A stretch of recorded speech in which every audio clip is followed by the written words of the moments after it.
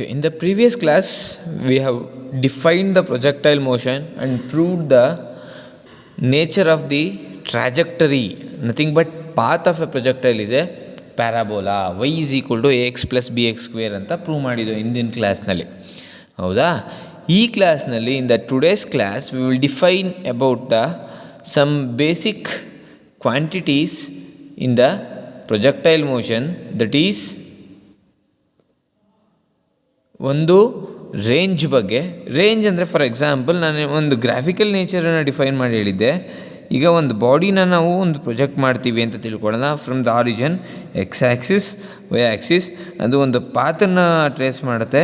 ಆ ಪಾತು ಯಾವಾಗಲೂ ಏನಾಗಿರುತ್ತೆ ಅಂತ ಪ್ರೂವ್ ಮಾಡಿದ್ದು ನಿನ್ನೆ ಹಿಂದಿನ ಕ್ಲಾಸ್ನಲ್ಲಿ ಪ್ಯಾರಾಬೋಲಾ ಅಂತ ಪ್ರೂವ್ ಮಾಡಿದ್ದು. It is projected with certain initial velocity, ಅದನ್ನು ವಿ ನಾಟ್ ಅನ್ಕೊಳ್ಳೋಣ.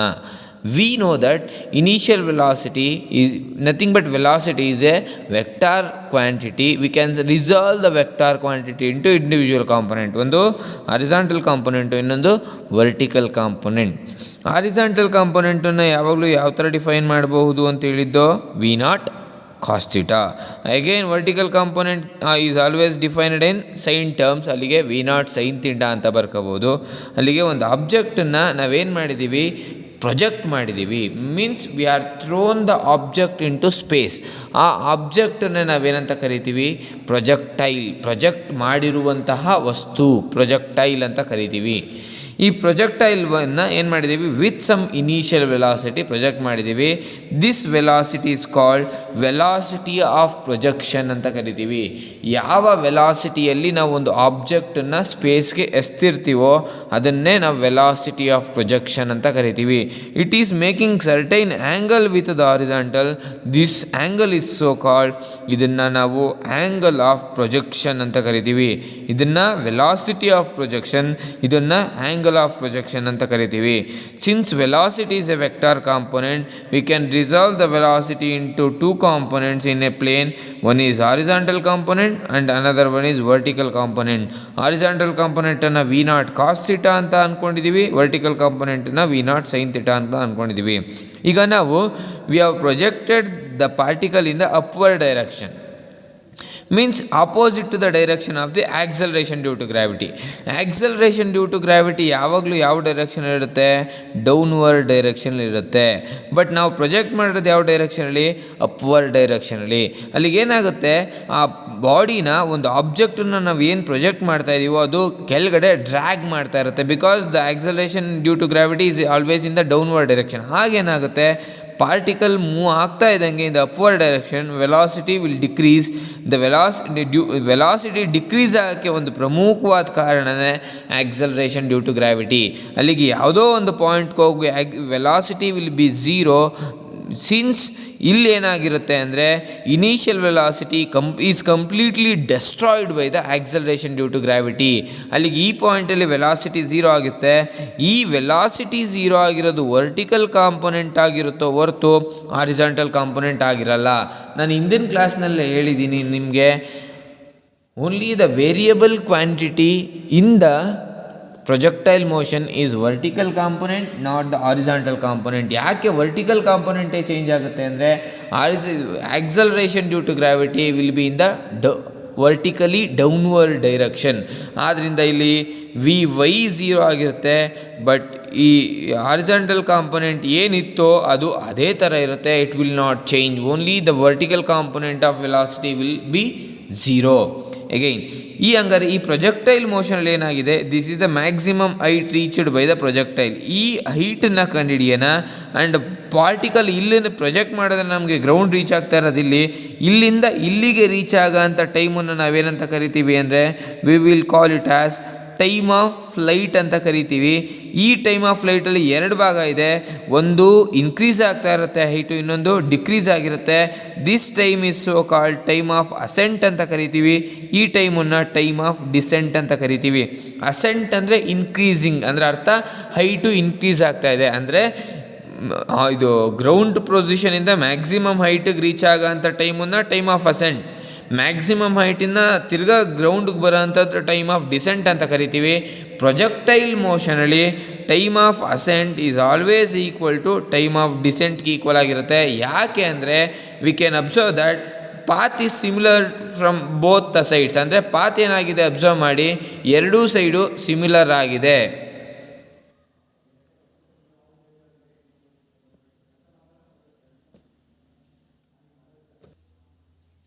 ಪಾತ್ ಅಬ್ಸರ್ವ್ ಮಾಡಿ, ಇಲ್ಲಿ ಈ ಹೈಟಿಂದ ಲೆಫ್ಟ್ ಸೈಡ್ಗೂ ಸೇಮ್ ಇದೆ, ರೈಟ್ ಸೈಡ್ಗೂ ಸೇಮ್ ಇದೆ. ಆದ್ದರಿಂದ ಈ ಪಾಯಿಂಟಿಂದ ಆರಿಜಿನಿಂದ ನಥಿಂಗ್ ಬಟ್ ಗ್ರೌಂಡಿಂದ ಹೈಟಿಗೆ ಎಷ್ಟು ಟೈಮ್ ತೊಗೊಳುತ್ತೋ ಹೈಟಿಂದ ಅಗೈನ್ ಗ್ರೌಂಡ್ಗೂ ಅಷ್ಟೇ ಟೈಮ್ ತೊಗೊಳುತ್ತೆ. ಅಲ್ಲಿಗೆ what is the velocity of a particle at the maximum height? It will be equal to 0. ಯಾವ velocity? Vertical component of velocity 0 ಆಗಿರುತ್ತೋ ಹೊರತು ಹಾರಿಜಾಂಟಲ್ ಕಾಂಪೊನೆಂಟ್ ಆಫ್ ವೆಲಾಸಿಟಿ ಏನೂ ಬದಲಾಗಿರಲ್ಲ. ಯಾಕೆ ವರ್ಟಿಕಲ್ ಕಾಂಪೊನೆಂಟೇ ಬದಲಾಗಿರುತ್ತೆ?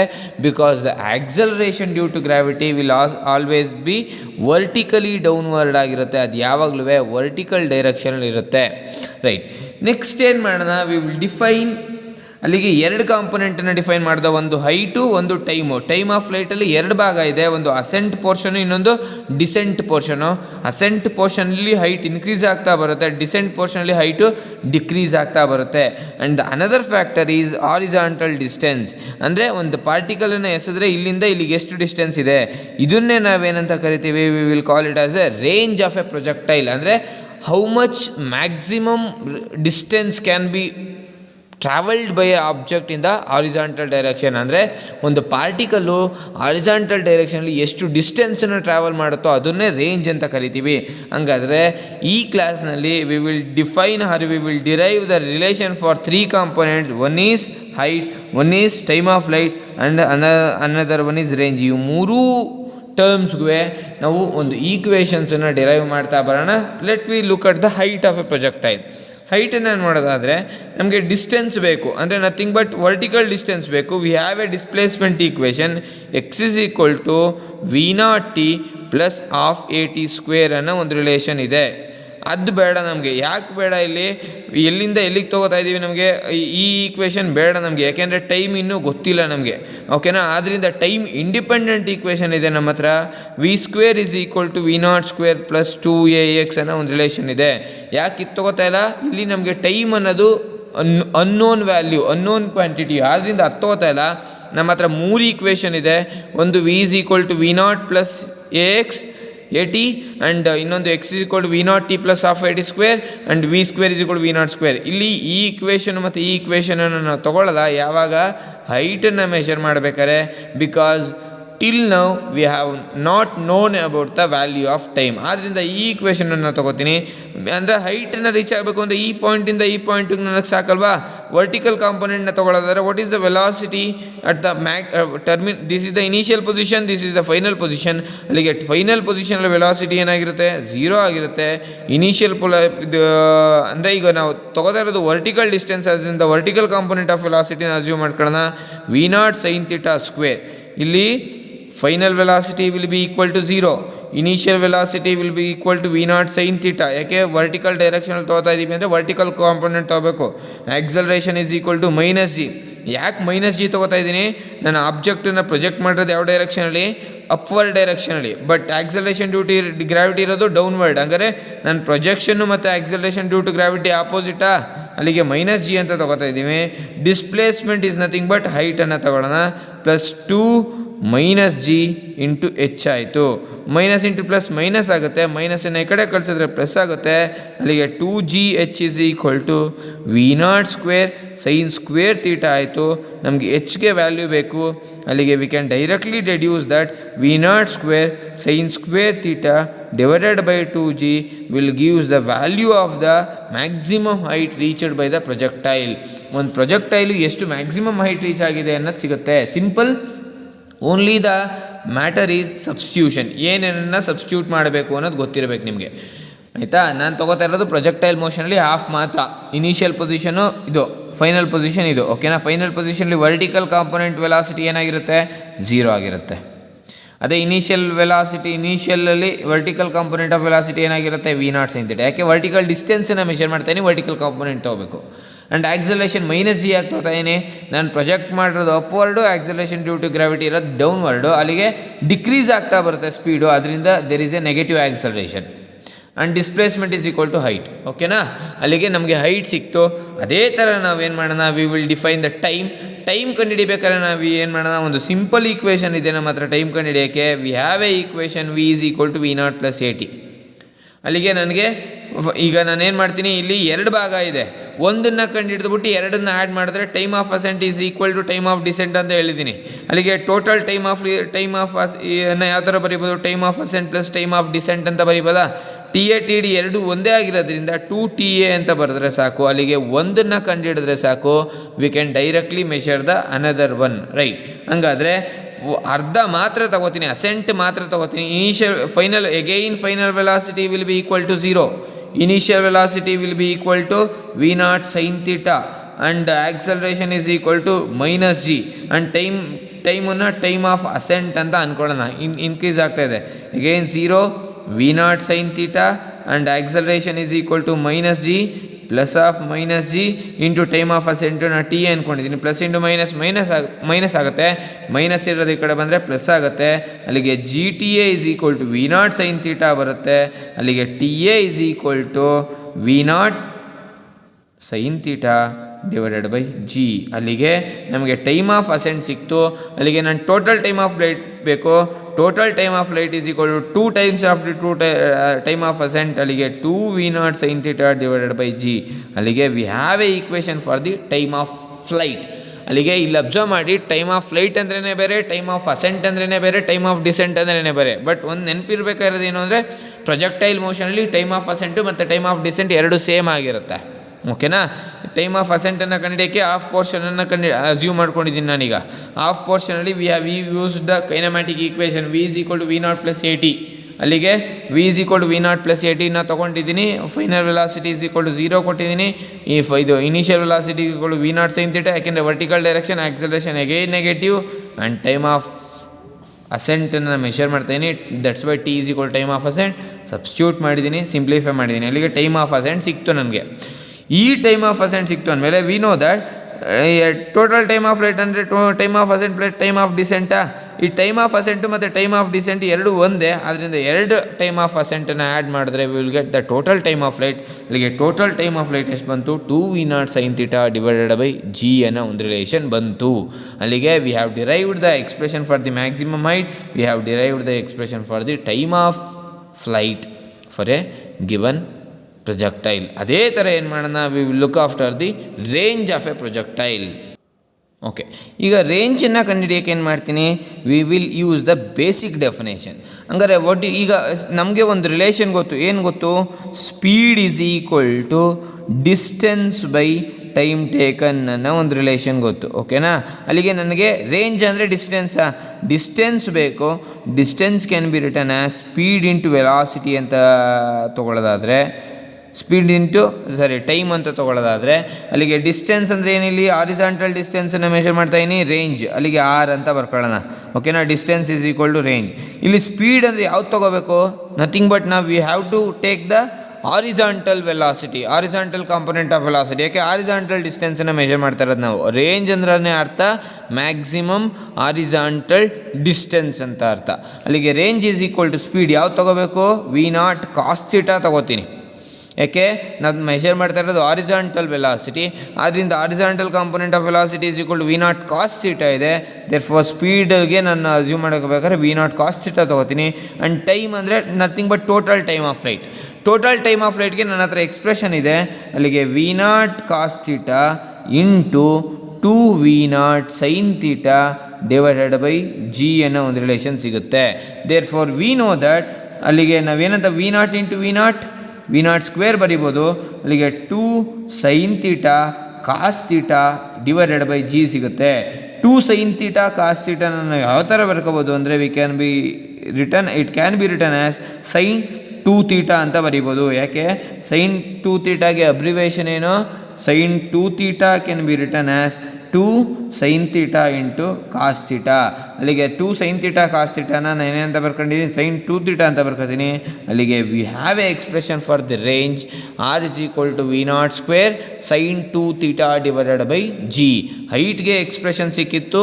ಹೈಟ್ಗೆ ಯಾವ ಥರ ರೀತಿ ಬಂದಿದ್ದು, height is equal to V0² sin square theta divide by 2g ಅನ್ನೋ ಒಂದು ಎಕ್ಸ್ಪ್ರೆಷನ್ ಸಿಕ್ಕಿತ್ತು. ರೇಂಜ್ಗೆ ಒಂದು ಎಕ್ಸ್ಪ್ರೆಷನ್ ಸಿಕ್ಕಿದೆ. And we have a expression for the total time of flight. ಅಲ್ಲಿಗೆ ಏನು ಮಾಡ್ದೋ, we have derived the 3 relations: height, total time of flight and range for A projectile. ಓಕೆನಾ? ಒಂದು ಪ್ರೊಜೆಕ್ಟೈಲ್ ಮೋಷನಲ್ಲಿ ಒಂದು ಆಬ್ಜೆಕ್ಟು ಎಷ್ಟು ಮ್ಯಾಕ್ಸಿಮಮ್ ಹೈಟನ್ನು ಟ್ರಾವೆಲ್ ಮಾಡುತ್ತೆ, ಎಷ್ಟು ಹಾರಿಜಾಂಟಲ್ ಡಿಸ್ಟೆನ್ಸನ್ನು ಟ್ರಾವೆಲ್ ಮಾಡುತ್ತೆ, ಎಷ್ಟು ಟೈಮ್ ತೊಗೊಳುತ್ತೆ ಅನ್ನೋದನ್ನು ಕಂಡುಹಿಡಿದಿದ್ದೀವಿ. Therefore we will end the projectile motion here itself. ಅಲ್ಲಿಗೆ ಪ್ರೊಜೆಕ್ಟೈಲ್ ಮೋಷನ್ ಅಂದ್ರೇನು, ಪ್ರೊಜೆಕ್ಟೈಲ್ ಅಂದ್ರೇನು, it is a object thrown into a space. ಅದು ಯಾವ ಪಾತನ್ನು ಟ್ರೇಸ್ ಮಾಡುತ್ತೆ, obviously it is a parabola represent ಮಾಡೋ ಈ path y is equal to ax plus bx². ಇದನ್ನು ನಾವು ಇನ್ನೊಂದು ರೀತಿಯೂ ಬರಿಬೋದು, ax ಮೈನಸ್ bx² ಅಂತಲೂ ಬರಿಬೋದು. ಪ್ಲಸ್ ಬಿನೂ ಕಾನ್ಸ್ಟೆಂಟೇ, ಮೈನಸ್ ಬಿನೂ ಕಾನ್ಸ್ಟೆಂಟೇ. ಅದರಿಂದ ಎರಡೂ ರಿಲೇಷನ್ ಪ್ಯಾರಾಬೋಲಾನ ರೆಪ್ರೆಸೆಂಟ್ ಮಾಡುತ್ತೆ. ಅಲ್ಲಿಗೆ ಯಾವುದನ್ನಾದ್ರೂ ತೊಗೊಳ್ಳಿ. ಅಲ್ಲಿಗೆ ಒಂದು ನಾವೇನು ಮಾಡಿದ್ದೀವಿ, in the previous class we have showed the path of a projectile is a parabola, trajectory of a projectile is a parabola. In the equation y is equal to ax². ಈ ಕ್ಲಾಸ್ನಲ್ಲಿ 3 ರಿಲೇಷನನ್ನು ಕಂಡುಹಿಡಿದೀವಿ: height, range, ಟೈಮ್ಗೆ, using basic ಕೈನಮ್ಯಾಟಿಕ್ equation. v is equal to v0 plus at, x is equal to v0t plus half at square, and v² is equal to v0² plus 2ax ಅನ್ನೋ 3 ರಿಲೇಷನನ್ನು use ಮಾಡ್ಕೊಂಡು ನಾವೇನು ಮಾಡಿದ್ದೀವಿ, V have derived the equation. Right. ಈಗ next ಏನು ಮಾಡೋಣ, we will define about the circular motion. Okay, now we will study about the circular motion of an object. ಈಗ ಒಂದು object ಒಂದು ಸರ್ಕ್ಯುಲರ್ ಪಾತನ್ನು ಟ್ರೇಸ್ ಮಾಡ್ತಾ ಇದ್ದರೆ ಆ ಆಬ್ಜೆಕ್ಟ್ ಏನಂತ ಕರಿತೀವಿ, the object is in circular motion ಅಂತ ಕರಿತೀವಿ ಅಷ್ಟೇ. ಇಲ್ಲಿ ನೆನ್ಪಿಟ್ಕೋಬೇಕಾಗಿರೋ ವಿಚಾರ ಏನು ಅಂದರೆ, ಒಂದು ಆಬ್ಜೆಕ್ಟು ಒಂದು ಯಾವುದೋ ಒಂದು ಪಾತಲ್ಲಿ ಮೂವ್ ಆಗ್ತಾಯಿದೆ, ಆ ಪಾತ್ ಏನಾದರೂ ಸರ್ಕಲ್ ಆಗಿದ್ದು ಆ ಪಾತನ್ನು ಟ್ರೇಸ್ ಮಾಡಬೇಕು ಆಬ್ಜೆಕ್ಟ್ ಅಂದರೆ, direction of a particle should always change. ಯಾವ ಪಾಯಿಂಟಲ್ಲಿ ಡೈರೆಕ್ಷನ್ ಬೇಕೋ ಆ ಪಾಯಿಂಟಲ್ಲಿ ನಿಮಗೆ ಟ್ಯಾಂಜೆಂಟನ್ನು ಡ್ರಾ ಮಾಡಿದ್ರೆ you will get the direction of a particle. ಈ ಪಾಯಿಂಟಲ್ಲಿ ನನಗೆ ಡೈರೆಕ್ಷನ್ ಬೇಕು, ಈ ಪಾಯಿಂಟಲ್ಲಿ ಟ್ಯಾಂಜೆಂಟ್ ಡ್ರಾ ಮಾಡಿದ್ದೀನಿ, ಅಲ್ಲಿಗೆ ಈ ಪಾಯಿಂಟಲ್ಲಿ ನಮಗೆ ವೆಲಾಸಿಟಿ ಸಿಗುತ್ತೆ. ಅಂದರೆ nothing but we will get the velocity of a particle in a some point by drawing the tangent to that point. ಓಕೆನಾ? ಈಗ ನಾನು ಯಾವುದೋ ಒಂದು ಪಾಯಿಂಟಲ್ಲಿ, ಈಗ ಫಾರ್ ಎಕ್ಸಾಂಪಲ್ ಇಲ್ಲಿ ಈ ಪಾರ್ಟಿಕಲ್ ಇಲ್ಲಿತ್ತು ಅಂತ ತಿಳ್ಕೊಳ್ಳೋಣ. It is moving with A certain velocity v1 and it is ಇಲ್ಲಿಗೆ ಬಂದಾಗ v2 ಆಗುತ್ತೆ. ಯಾಕೆ ಇಲ್ಲಿ v1 v2 ಅಂತ ತೊಗೋತಾ ಇದ್ದೀನಿ ಅಂದರೆ, ಡೈರೆಕ್ಷನ್ ಚೇಂಜ್ ಆಗ್ತಾ ಇರುತ್ತೆ. ಅಬ್ಸರ್ವ್ ಮಾಡಿ, ಇದೇ ಬೇರೆ ಡೈರೆಕ್ಷನ್, ಇದೇ ಬೇರೆ direction, but throughout the motion the speed will be same. Velocity change, speed same ಇರುತ್ತೆ. ಸ್ಪೀಡ್ ಅಂದ್ರೇನು, it is only a quantity which is having only magnitude. Velocity ಅಂದ್ರೇನು, it is a quantity having both magnitude and direction. ಹಂಗಾದರೆ ಈ ಪಾತಲ್ಲಿ speed uniform ಆಗಿರುತ್ತೆ. ಆದ್ದರಿಂದ ನಾವೇನಂತ ಕರಿತೀವಿ ಅಂದರೆ, V will call it as uniform circular motion ಅಂತ ಕರಿತೀವಿ. ಯೂನಿಫಾರ್ಮ್ ಸರ್ಕ್ಯುಲರ್ ಮೋಷನ್ನಲ್ಲಿ ಇರಬೇಕು ಒಂದು ಆಬ್ಜೆಕ್ಟು ಅಂದರೆ, ಮೇಜರಾಗೆ ಒಂದು particle first uniform circular circular ಪಾತನ್ನು ಕವರ್ ಮಾಡಬೇಕು. ಜೊತೆಗೆ it should be in the uniform speed. Velocity change ಆಗ್ತಾ ಇರುತ್ತೆ, ಯಾಕೆಂದರೆ ಒಂದು ಪಾರ್ಟಿಕಲ್ ಸರ್ಕ್ಯುಲರ್ ಮೋಷನಲ್ಲಿ ಇರಬೇಕು ಅಂದರೆ it should change its direction at every point. ಅಲ್ಲಿಗೆ ಈ ಪಾಯಿಂಟಲ್ಲಿ ಒಂದು ವೆಲಾಸಿಟಿ ವೆಕ್ಟರ್ ಸಿಗುತ್ತೆ, ಈ ಪಾಯಿಂಟಲ್ಲಿ ಇನ್ನೊಂದು ವೆಲಾಸಿಟಿ ವೆಕ್ಟರ್, ಹಂಗಾರೆ ಇವೆರಡು ನಡುವೆ ಇರೋದೆ ಡಿಸ್ಪ್ಲೇಸ್ಮೆಂಟ್ ಅಂತ ಕರ್ಕೊಳ್ಳೋದಾದರೆ ಇದು r1 ಆಗಿರುತ್ತೆ, ಇದು r2 ಆಗಿರುತ್ತೆ radius vector, then this will be dr ಆಗಿರುತ್ತೆ. ಲೆಟ್ ಇಟ್ ಬಿ ಈ ಆರಿಜಿನ್ ಎ ಪೊಸಿಷನಿಂದ ಬಿ ಪೊಸಿಷನ್ಗೆ ಮೂವ್ ಆಗ್ತಾ ಇದೆ. ಈಗ radius vector r1, radius vector r2, displacement dr ಅಂತ ಬರ್ಕೊಳ್ಳೋಣ. ಓಕೆನಾ? ಹಂಗಾರೆ ಇದೇ ಥರ ಈಗ it is making a certain displacement. ಇದನ್ನು ಆ್ಯಂಗ್ಯುಲರ್ ಡಿಸ್ಪ್ಲೇಸ್ಮೆಂಟ್ ಅಂತ ಕರಿತೀವಿ. Angle created by the displacement vector. ಬೇಡ ಸದ್ಯಕ್ಕದು, we will define in terms of in the chapter system of particles. ಈಗ ಇದೇ ಥರ ಏನು ಮಾಡ್ಕೊತೀನಿ, we will write the another triangle. ಇದೇ ಥರ ಇನ್ನೊಂದು ಟ್ರಯಾಂಗಲ್ನ ಬರ್ಕೊತೀನಿ, ಹ್ಯಾವಿಂಗ್ ಸಿಮಿಲರ್ ಟ್ರಯಾಂಗಲ್. ಅದನ್ನು MNO ಅಂತ ಅನ್ಕೊಳ್ಳೋಣ. ಇಲ್ಲಿ ರೇಡಿಯಸ್ ವೆಕ್ಟರಲ್ಲಿ ಬರದೆ ಅಲ್ಲಿ ವೆಲಾಸಿಟಿಲಿ ಬರೆಯೋಣ v1 v2 and dv. This is the initial one, this is the final one, this is the change.